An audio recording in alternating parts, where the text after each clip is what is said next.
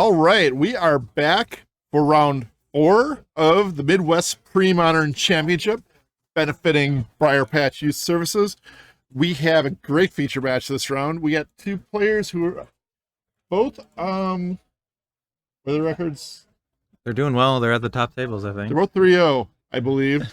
On the left, we have Michael Horn, who took second at our last event, playing Gro-A-Tog. He's playing Gro-A-Tog again, and he's playing against a visitor from Chicago who's always says they're going to come to our event and finally has. It's Robin Lundh. I like how you refer to him as a visitor. Like, yes.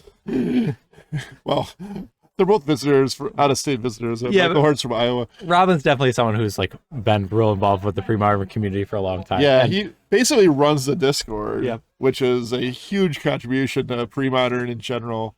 Great guy, and great to have him on the stream. I can't wait to see what he does with one of the most interesting decks in the format, Hermit FEB. Yeah, so this one takes a lot of introduction, I guess. It's complicated. We'll probably try and walk everyone through when we get to that point.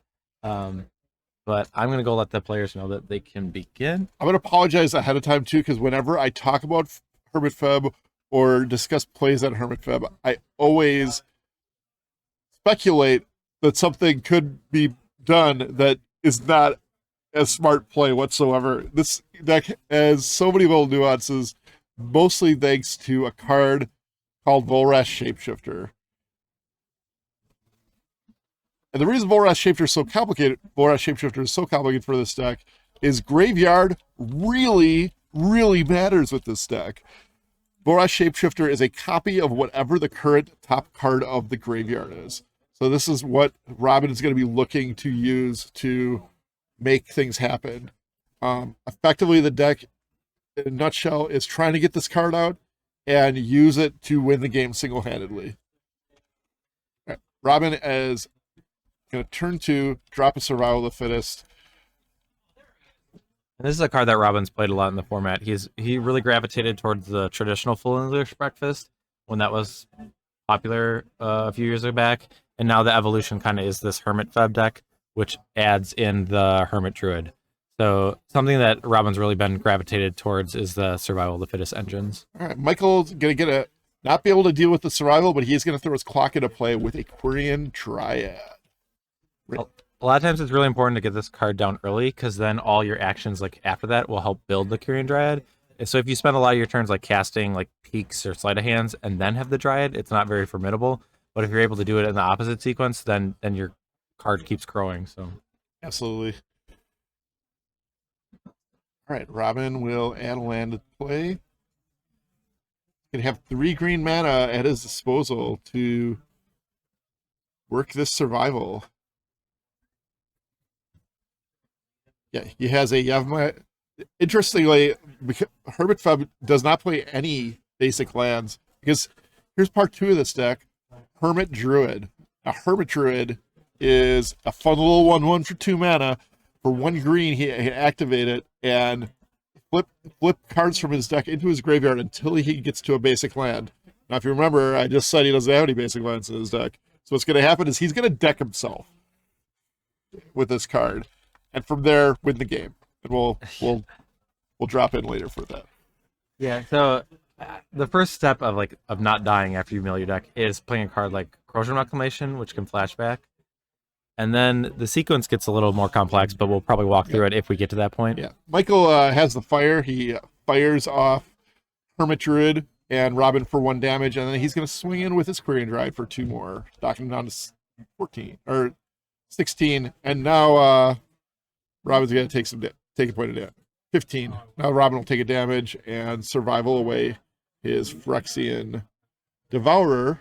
Yep. So a good sequence for Michael that he's able to like get rid of a scary threat from Robin, but still having the survival in play. Robin's going to look to find Squee, and then kind of going to start with this like card advantage engine, and he might get to the point where he's just able to instantly kill. I guess I don't know if discarding the Devourer might make it more difficult, because so normally with the Devourer combo, it's usually a Shapeshifter comes down, it is a copy of the Devourer, and then you start activating it, and then you discard a Triskelion, and then you just shoot him and kill him. That might be problematic in this situation because of having to discard it a little earlier than maybe we want. See, Turbo Growl was joined us in the chat. Phil, where did you go? You were in this event. What happened?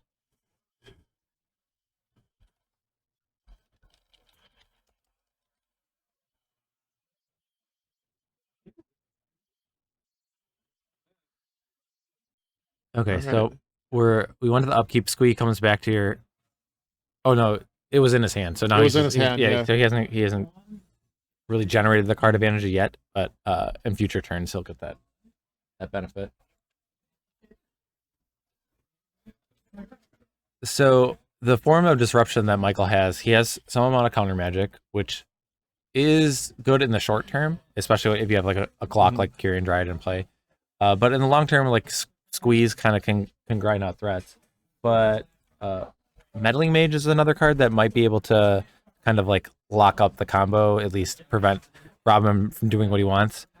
Because Robin certainly has the more powerful deck, but when you're able to interact on certain axes, like Michael has, like with counter magic or removal spells, then things might be a little trickier for Robin. So here, a Daze is going to get in the way of preventing the Wall of Roots from coming down, which would have been a nice way for Robin to use a survival activating on his turn and his opponent's turn, because the wall's toughness is not very important. It's more of getting use out of the survival.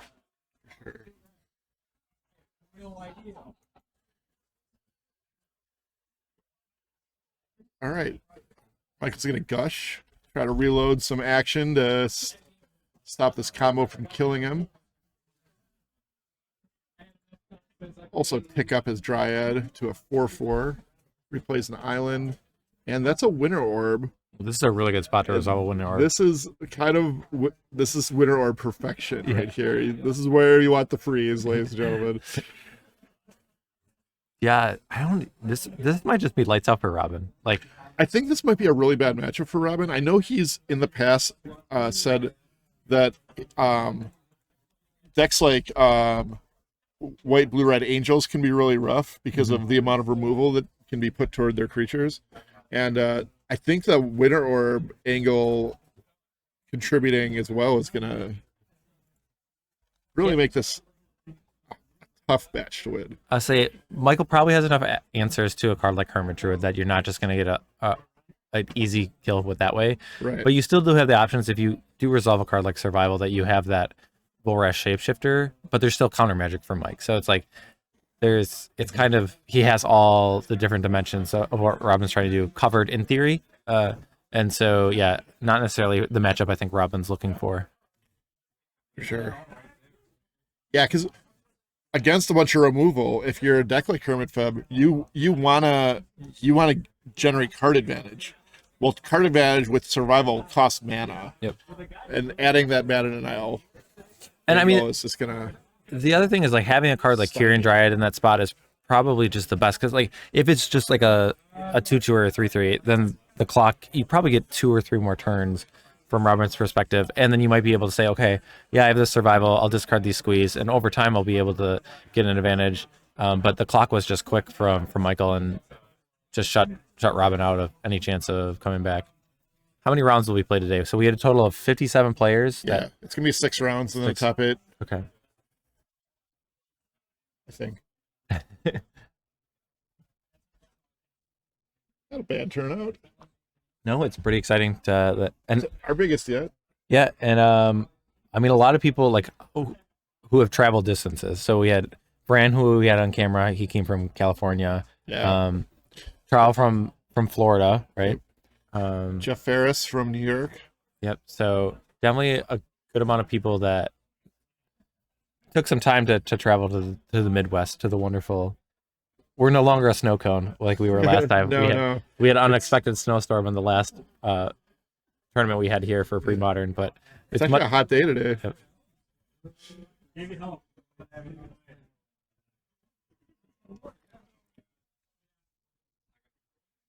Hot enough that I had to give my dog a nice early morning walk, so he wouldn't have to. He's very sensitive to the sun. Well, it didn't have to do with it. You maybe had some Premodern later in the day. Yeah, but normally I just let my wife do it, okay. you know. But I knew, like, it was gonna get warm. Probably rough for him, you know. He's He's a pretty furry dog. He's a furry boy. Yeah. You have sun there. We have lots of sun. It's It just doesn't show up. You would like love half it the right year. now, Jared. It is hot and humid here, just like you get all year down in that sweat pool you live in. In the swamp. The swamp. Madison's kind of swampy too. We have a lot of nice wetlands. Okay, so both players are looking at the sideboard.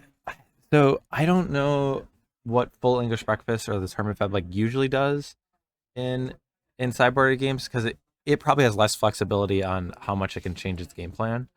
Yeah. Where if there are cards for Michael, he's probably drooling at the site that like So I think so. Robin's getting a few utility creatures with survival, but that's not going to help against a mana denial strategy for the most part. Although Tabi obviously can get him out of there. Plays one naturalize and Source of Plowshares. He does get to bring in 3 Source of Plowshares, which is going to do an important thing for him in controlling the clock. Yeah, I would expect those to come in. And a lot of what Robin's sideboard is dedicated to is kind of answering problems that he anticipates. Yeah. So it's not really like changing your game plan. It's more of reacting to a reaction is kind of how I would describe it. Yeah. Probably can't bring in Chill just against Fire Ice, although that is like the worst card for him, right? It's really awkward. I mean, he's a Birds of Prey, Mesmeric Fiend, Hermit Druid. There's a lot of cards that like he might get 2 for 1 pretty easily. But yeah, it's so few of red cards that it's not something I'm interested in. You just kind of have to buckle up and just go in for the ride and hope you don't see it when it's really bad. For sure. Robin is wearing shorts. It's summer. It's the height of summer, though.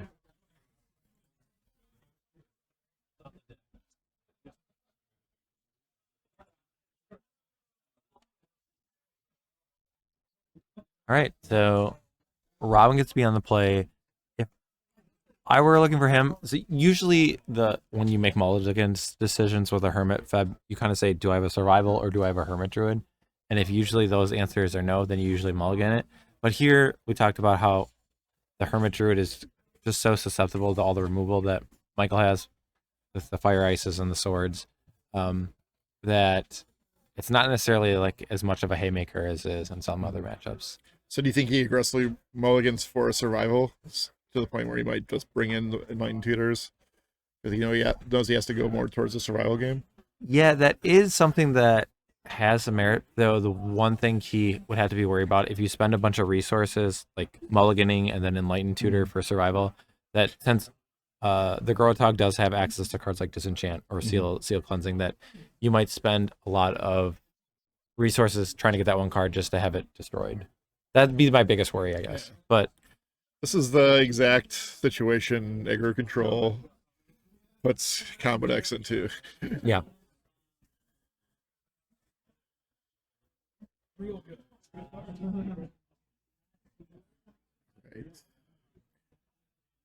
Robin is going to open with a Reflecting Pool. Does nothing. Reflecting nothing. Island from Michael. Pass to Robin by Trev's Ruins. With the bounce on the stack, he's going to put a mana into his pool. Very tricky. A nice sequencing there, so get the use out of the mana. Now and drop a Wall of Roots. Wall of Roots. Like to respond with a peak. Showing 2 Unearth, a Cabal Therapy, a Survival of the Fittest, and a donut. A donut. Bird's Paradise. But it looks like a donut. It's a nest, I think. Looks like it's flying over a donut. It's a nest. A nest. So one card I want to words. talk about is Cabal Therapy, and we didn't mention it before, but it is a good way that Robin can take advantage of playing around removal spells or counter magic, that he's able to kind of clear the way, and because he has so many creatures, he can really utilize the flashback. One of my favorite turn 2s with survival decks is Wall of Roots and a Bird of Paradise. Good place to be.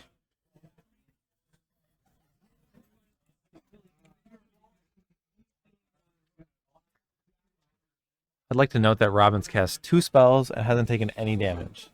Kind of like an accomplishment with the Hermit FEB deck, because so many of the lands produce. It is produce really damage. hard to be at 20 on turn 3 with this deck. Yeah. All right, so if you're in Robin's position, you don't know anything about Michael's hand. He names a counterspell. Okay, so we do see 2 Gushes, which that might be an appealing card to take here since there is another island in the hand. Peak, Portent, and Disenchant. And Disenchant is an awkward one too because there's a survival. So it's kind of damned if you do, damned if you don't from Robin's perspective. Like, do you want to take the Disenchant and have the game try and like end it quickly and not have the Gushes come into play? Or do you want to take out the Gushes, but then your survival is really stymied? Maybe you get to the point where you're able to activate survival a number of times and the Disenchant doesn't get like a ton of effect. But I think I would go for the Gushes here. And the reason why is with the survival in his head, he can just get an Oromancer. I will. Okay, that's fair. Well, one thing to note, I guess he does have unearths that he can exchange for creatures. Right. That I was gonna say he doesn't have any creatures, but I guess no, that it needs to be in his hand. So Yeah. he can put the Birds of Paradise back in play, but he doesn't have anything in his hand right now. So that makes more sense that he would want the Gushes gone. Robin has one of those graveyard layouts that messes with me because he turned the bird. The bird is in the graveyard and the Kowal Therapy is not. Yeah. Chad has asked why no counterspell. He would save his Disenchant. So I guess implying why let the first Cabal Therapy resolve, and not just counter it.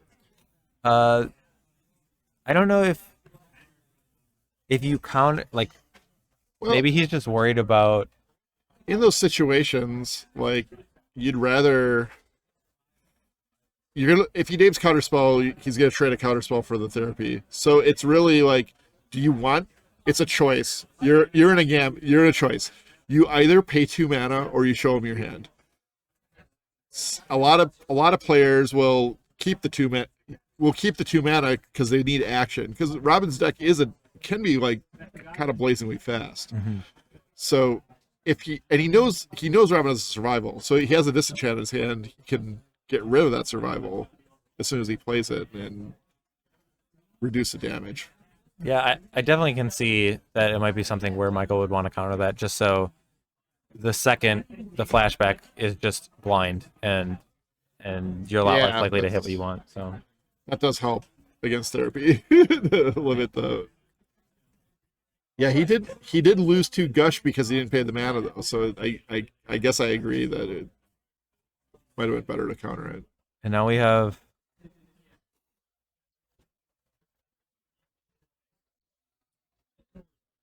Another therapy?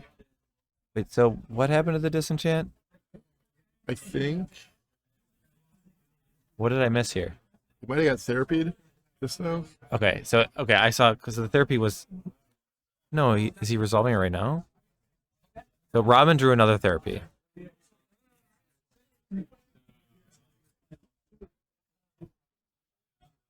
Okay, it was cast because the Disenchant was in the graveyard before the therapy was in the graveyard. So that's what I was a little bit confused about. Okay, so another Cabal Therapy off the top clears the way for the survival, but not. But the problem here is if Robin doesn't have a creature, then we might not be able to take advantage of it. Yeah, and Michael's good on Armageddon to slow all this down. Both players are going to be left with a single mana source. Robin's going to cycle the Unearth. I don't know if that'd be something I would want to cycle because you might just if you get black mana, then you'll be able to put the birds back in play. Yeah, I think I agree with you, Mike. Well, he drew a squee. That's a good one. He's going to survival twice here. So survival once and play birds. Okay.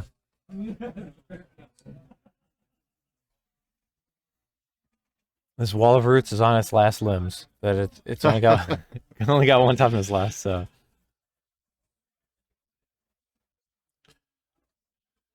The 5 limbs with wild roots. Is that what's happening? You're breaking off branches? Maybe I never thought about it that way. A little bushwhacking, a little tree trimming. Pulling up its roots.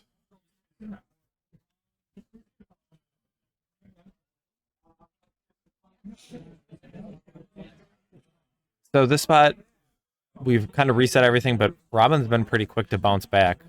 He's putting a bunch of mana sources in form of Birds of Paradise. I guess barring a card like Fire Ice, then I definitely like Robin's position. Yeah, that Squee was a big draw for him. I think that was a Disenchant. Was it? Did I missee it? Maybe it was a Swords.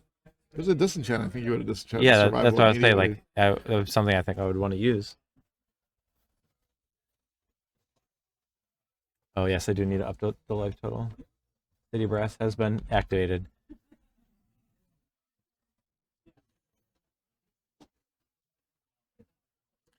All right. Robin's got an intuition. Always a good think with that card.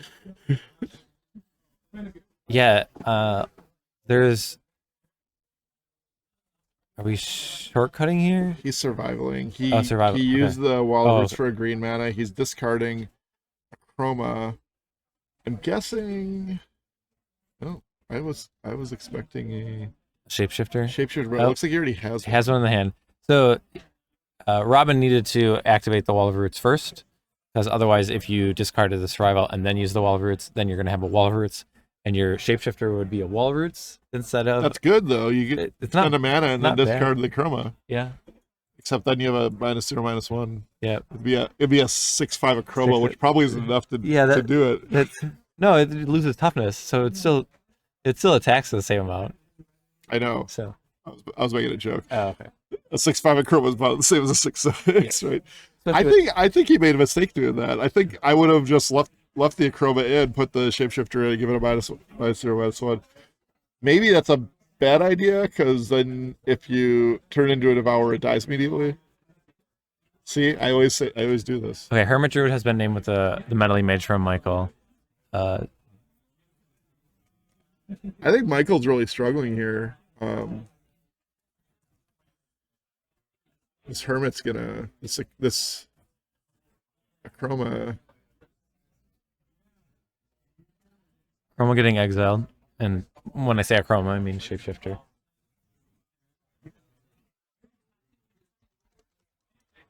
There's nothing you can get to save your Shapeshifter from Plow. There used to be a card like Cephalid Ink Shrouder, but though I think most of the lists have just it just doesn't come up enough that it's worth the space. You think it would with all the Plows in the format, but no. I guess the other one was Iridescent Angel, I think was another option. Yeah. Crypt Angel. Nobody ever from Crypt White. Angels? Nobody Crypt Angels anymore? Tom Vandelope does. Sure does. Get some Goldberg Crypt Angels.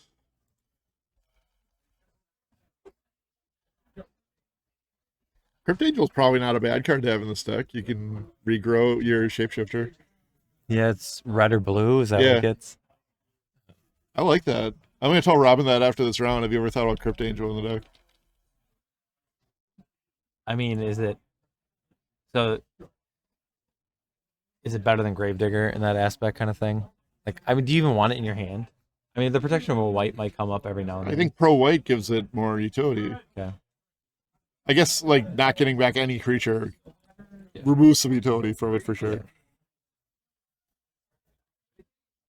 Spirit Knight has Pro Black, though, right? Yeah. All right.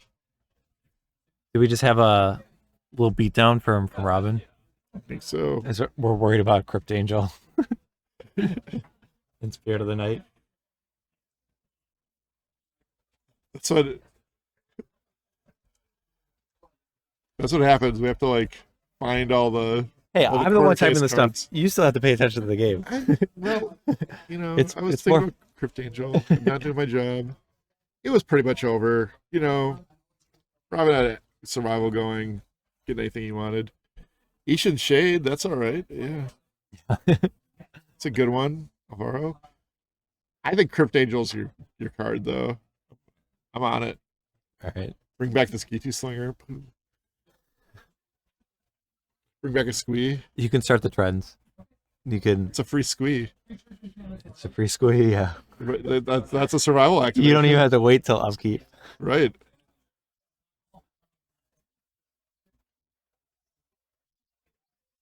All right, Dimitri. Well, glad you could tune in a little bit live, but catch the VODs. Yeah. I put all your tickets right on the top for those Vicious Factories. Hopefully Will doesn't mix them too much. All right, so who do you like in this? Oh, I have the match score wrong. Apologies. There we go. Who do you like in this game 3? Michael. Okay. I think if you had to sit me down on this matchup, I prefer to be Gro-A-Tog in general. And I think on the play, it's gonna help a lot. Meeting it out with the factories, I just was trying to let him know that 1, his tickets got added, and 2, the fix was in. I'm gonna make him win. BK is doing his best to make him win, but We gave out 2 of the factories already, Jared.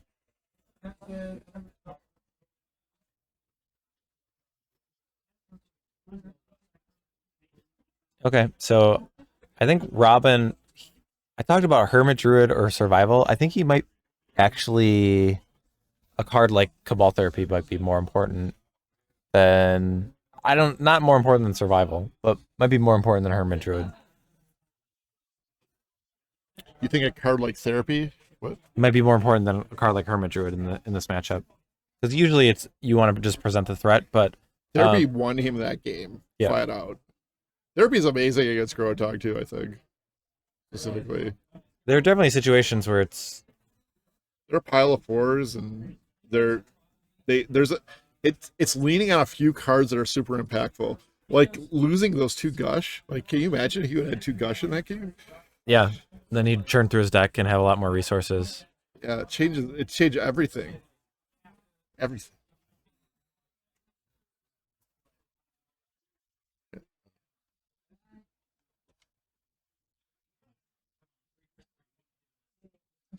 So here's our game 3. Let's see what Michael and Robin can put together here.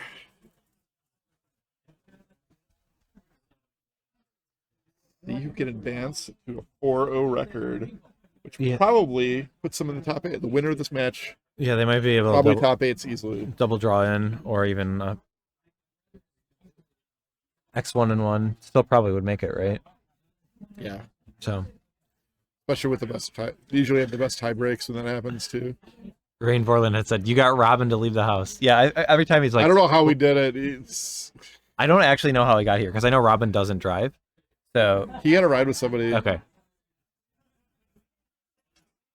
Did I see the note about the Spellinger and the Greater Good combo deck slide? No, I didn't. Someone mentioned something about having 8 Tinder Walls, so I don't know if there was something that I had a deck list that had too many Tinder Walls, but... Oh, man. That's not Greater Good, though. No. Tinder Wall. No. What did he mess up? Mike never messes up. It was probably intentional. He's probably just putting that in there to see how much you were paying attention. Right? Sure. No. I mess up a lot. That's all right. Appreciate it, though, BK. So he brought in Armageddon last game. Did not win the game. His 4 Disenchants sideboard. 4 is just 4 Plow, 4 Disenchant. Good start. He has 4, up to 4 Disenchant? Yeah, he has 4 Disenchants on this board. Oh, I don't remember that in his last list. That might be a shift, shift in the metagame that he really values that ability. That's serious. All right, we got a Portent targeting Michael. Not exciting. I will say, the last webcam monthly, I played Blue White Knot. I targeted my opponents somewhat frequently. Really? Like multiple times, at least 2 or 3. And it's just a joy to do it over webcam. You played Blue White Knot? Yeah. How did you do? I went 3-3, which is unfortunate. Also, so You know what I played the last monthly? Was it Blue White Knot? No, I played Rift Oath. Okay. Red Green Oath. Okay. All right, so Robin's going to kick things off. He's going to start taking damage from his lands right away. He's going to play Birds of Paradise. And Michael is going to get a Meddling Mage on the board on a Survival of the Fittest, I'm guessing. This is an often huge game here against the Survival deck. All right, it does look like Survival. He agreed with me. It happens. We have proof. So, does Robin have a good way to get rid of that? I'm guessing he brought his plows in. Okay. And then we did see a Gitu Slinger, but that's only a 1-of. Yeah.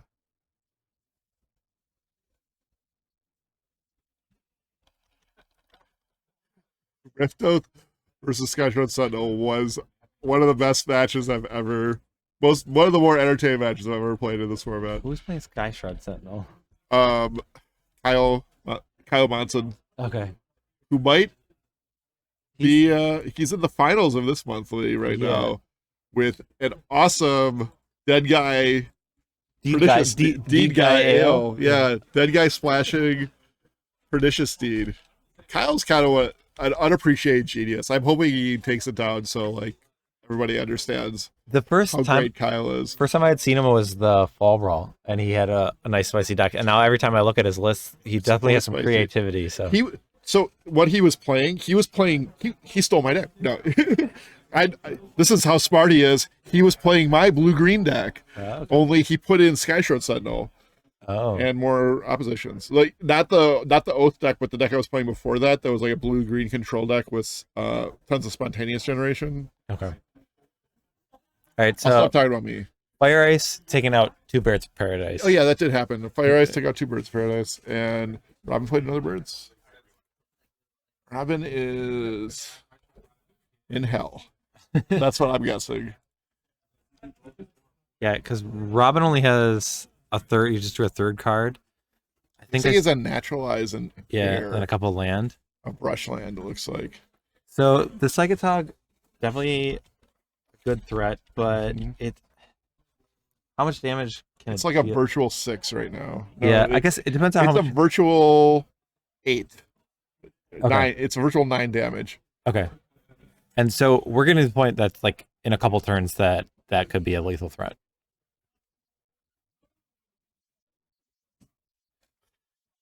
Yeah, Kyle, don't get me off the trail here. I'm trying to talk about a match that's actually happening and not much more entertaining match that happened between us. Kyle beat me too. All right, so Michael will play another Meddling Mage. What are you naming here? Same thing. I might name Swords of Plowshares. You can, yeah. Because that protects your Tog. But just doubling up on survival. I think it might be safer to have 2 on survival because you're playing against a pile of randos, right? Yeah, and I guess if you're Tog, yeah, and you don't know. I mean, Michael could have also Bone Shredder. Michael has survivals, and so right. What does that say? You could have a Pyroclasm would be big if he has that Pyroclasm. What did he name? What does that say? Devourer. Okay, I thought it said Overrun. I'm like, I think it's Devourer. Okay. Oh man, I would have totally portented my opponent there. That would have been so good. This spot where, definitely the tempo play. Would... I think Robin insta scoops if Portent gets pointed at him. Yep. Robin's at the point where he's got to block the Psychatog because I think otherwise he's just going to die to it. So we got the Abyss in play. And Robin shows a survival. There's an Acroma. Yeah, he had a plow in his hand, so that makes sense. Okay. So yeah, the kind of what we talked about, like the speed of, or like having the creatures followed up with a lot of disruption is just kind of the nightmare for Robin, and he couldn't do much. And Meddling Mage is just this is why he hated playing against Lightning Angel deck so much. It's because it's just 4 Meddling Mage and like just tons of removal, and it's just hitting him on all the angles that would make his deck screw up and not work. I have a question. So I feel like Madison kind of used to be known for pre-modern for like a lot of people playing Stasis, but we had 2 Gro-A-Togs in the top 8 of our last tournament, and Michael's pretty well positioned to be in the top 8 again. Do you think maybe we can just become like the Gro-A-Tog place? Because I think I would much.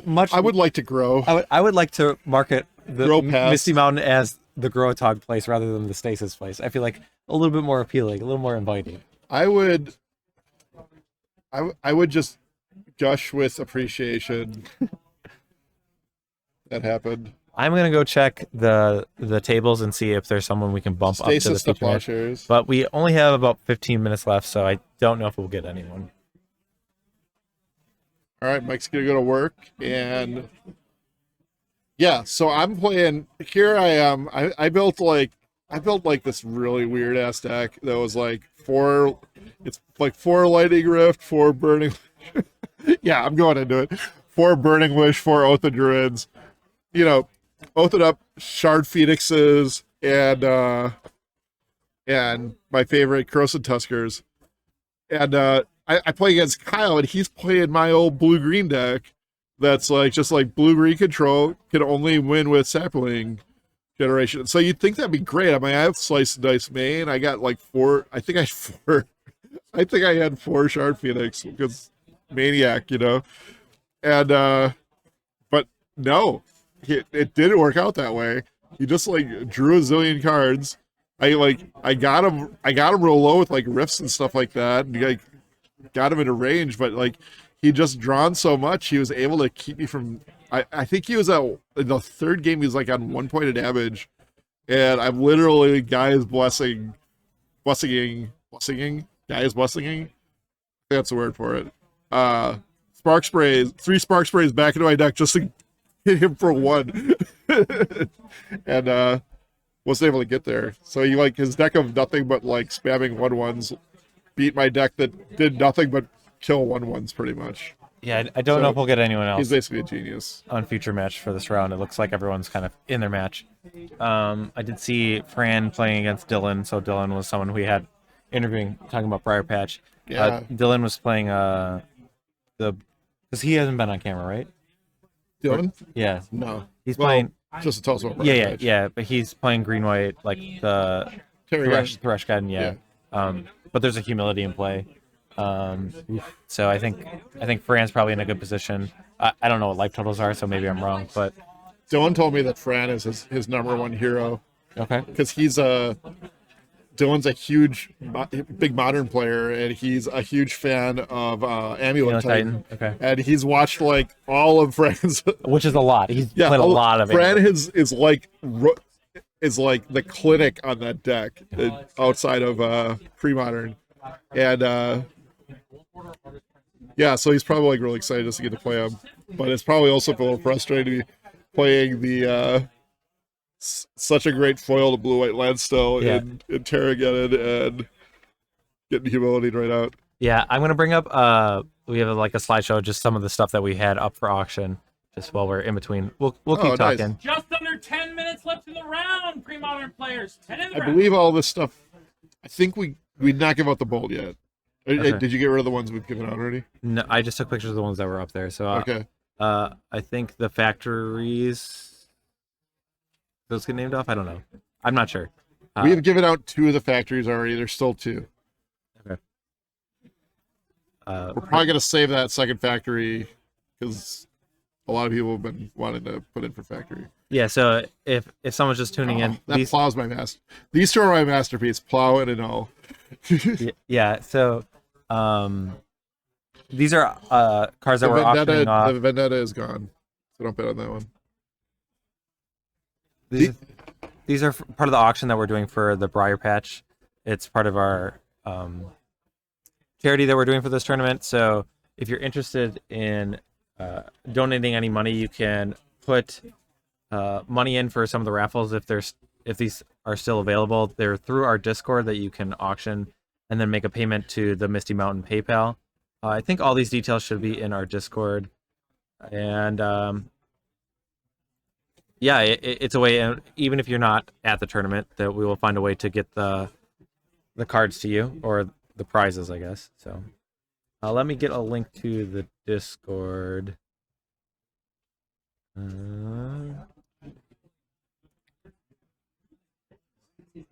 Including a Disenchant. that my own wife did of featuring her version of me. That's how she sees me on that card. Thanks, Kristen. Okay. Is there anything else that we want to talk about for this round, the tournament, Yeah, Briarpatch, or anything before we go on a break? I think we're good. Okay. Unless you have any, could do fewer questions. Yeah, Chad. I guess if there's stuff that you still haven't seen, either people or decks that you're looking to see, we'll try and get them on. Yeah, I know put some sometimes requests in the chat, and we'll look at them. sometimes we do have that flexibility on the last few rounds, as we can kind of show, because people are locking up for top 8, and we'll probably try and show some win-ins, but we might be able to squeeze like a fun looking deck. So We'll see if Aaron's. last time I talked to Aaron, he was X-1. I think that was in round 3. I think he was 2-1. So I don't know what his record is now, but yeah. But we know what it's going to be at the end of the event. Yeah. 4-2. Well, yeah. So I kind of hope he top 8s. yeah, we'll see. There might be more of Aaron. So we're gonna go to a quick break, and we'll let you guys know when we're back for round number 5. But thanks everyone for watching. We're here at the Midwest Premodern Championship here at Misty Mountain Games. Thanks everyone for watching.